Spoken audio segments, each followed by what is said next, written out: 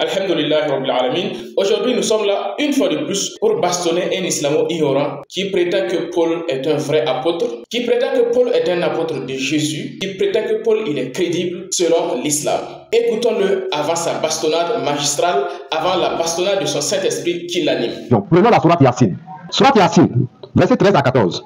Donne-leur comme exemple les habitants de la cité, quand nous vinrent les envoyer, quand nous leur envoyâmes des envoyés, et qu'ils les traitaient de menteurs, nous les rencontrâmes alors par un troisième, et ils dirent, vraiment, nous sommes envoyés à vous. Dans ce verset, Allah dit qu'il a envoyé 2 personnes dans une ville, et ensuite une troisième personne fut envoyée en renfort. Nous voulons savoir, qui sont ces 3 personnes?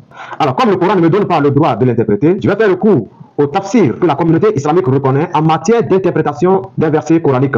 Alors, si vous contestez ce que je vais lire maintenant, c'est la preuve que vous ne connaissez rien sur l'islam ou que vous rejetez vos propres savants. Nous avons consulté plusieurs éditions de Ibn Kathir que votre savant nous a suggéré sur le verset 14 de la sourate Yasin. Nous lisons. Tafsir Ibn Kathir, sourate Yasin, verset 14. Nous leur envoyâmes d'abord 2. Ils les traitaient de menteurs. Nous leur envoyâmes un troisième. Quant à l'identité de ces apôtres, Ibn Kathir a dit que les 2 premiers étaient Shamoun, c'est-à-dire Simon, et Yohana. Le troisième, Boulos, c'est-à-dire Paul, et la cité est Antioche. Qatada ajouta qu'ils furent les apôtres de Jésus qu'Allah l'agrée. Abdul Majid a dit qu'il ne reconnaît pas l'apostolat de Paul. Voici l'une des sources les plus fiables de l'islam, reconnue par le plus grand connaisseur du monde musulman aujourd'hui, qui montre que Paul est un envoyé et disciple de Jésus. Alors, comme vous l'avez entendu, sa preuve que Paul serait authentique, que Paul serait crédible, ce sont les tafasseurs. Sa preuve c'est qui? Sa preuve c'est Ibn Kathir. Nous, on n'a pas de problème avec Ibn Kathir. Et tu vas voir que nous allons te réfuter dans la deuxième partie avec cette même commentaire du grand savant Ibn Kathir. Mais avant cette bastonnade magistrale, allons-y d'abord relever une incohérence, une hypocrisie manifeste de ta part.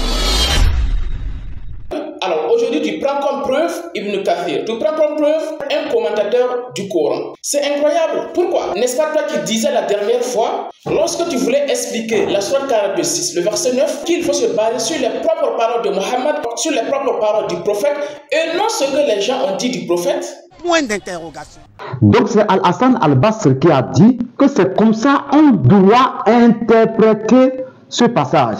Ce n'est donc pas Muhammad qui a donné une explication sur ce passage coranique, car certaines paroles ont été attribuées injustement à Muhammad. Comme vous l'avez entendu dans cette partie de la vidéo, lui-même il disait dans une autre vidéo que pour être crédible, il faut se baser sur ce que le prophète il a dit, sur les propos propres du prophète. C'est-à-dire le propre témoignage de Muhammad sur ce verset. Et non sur ce que les gens ont dit, parce que les gens ont inventé beaucoup de choses pour attribuer au prophète. Car certaines paroles ont été attribuées injustement à Muhammad.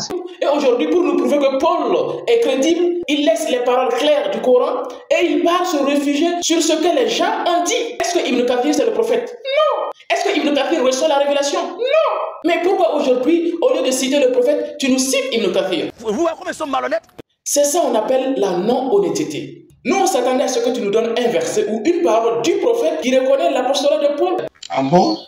Oui, je t'ai dit. Quand les commentateurs ne semblent pas vous arranger, vous dites il faut se baser sur les propres paroles de Mohammed. Il faut laisser les commentaires. Il faut laisser ce que les gens ont dit de lui. Mais lorsque vous pensez que ces sources vous arrangent, vous vous y accrochez. C'est pas honnête. Quand ça vous arrange, il faut prendre Ibn Kathir. Ça, quand ça vous arrange pas, il faut laisser ça. Ce n'est pas la parole du prophète. Mais vous êtes formidable. C'est ça la malhonnêteté. Arrêtez cette hypocrisie. Il n'y a aucune parole du prophète, il n'y a aucun verset dans le Coran qui reconnaît l'apostolat de Paul. Ça n'existe pas. Et je défie tous les saints-esprits du monde de nous prouver cela. Maintenant, il a cité le grand Ibn Kathir. Allons-y ensemble vérifier ce que Ibn Kathir a dit. Ibn Kathir, il n'a jamais dit que Paul est crédible. Ça n'existe pas et ça n'existera jamais. Ibn Kathir, dans son tafsir, il nous rapporte tout simplement un avis selon lequel des gens auraient dit que les envoyés en question, il y aurait Paul dedans et que la ville dont ces envoyés ont été envoyés serait Antioche. Ibn Kathir nous rapporte tout simplement cet avis. Mais il termine en donnant lui-même son propre avis en disant que cette histoire dont le Coran relate ne peut en aucun cas être Antioche parce que le Coran parle d'une ville qui a été détruite après le refus des habitants de la ville. Alors que Antioche n'a pas été détruite et parce que Antioche a même accepté le christianisme. Donc Donc, en aucun cas, cette ville ne peut être Antioche. Par conséquent, il ne peut être question de Paul. Ibn Kathir lui-même, il est clair dans son tafsir. Il nous demande que la ville selon laquelle ce serait Antioche et que les apôtres en question, il y aurait Paul dedans, est un faux avis. C'est pourquoi dans son livre des prophètes, il est encore plus clair. Il va encore une fois dans cet ouvrage rapporter l'avis selon lequel il s'agirait de Paul et d'autres apôtres et que la ville en question serait Antioche. Il le dit clairement, Ibn Kathir lui-même, il précise que les messagers en question, que le fait de dire qu'il y aurait Paul dedans, que la ville en question serait Antioche, c'est purement du mensonge. C'est un récit inventé de toutes pièces, qui n'a ni tête ni queue. C'est clair.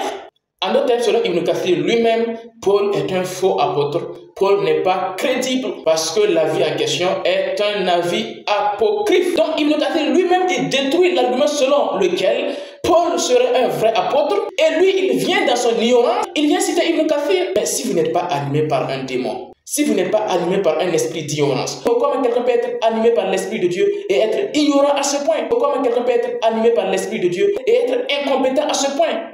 C'est incroyable. Arrêtez d'infliger cette ignominie à votre Saint-Esprit. Vous êtes en train de honnir votre Saint-Esprit. Vous êtes en train de nous démontrer que vos Saint-Esprits sont tout simplement des djinns d'église que vous appelez par ignorance Saint-Esprit d'église. On demande à Dieu de vous guider sur le droit chemin.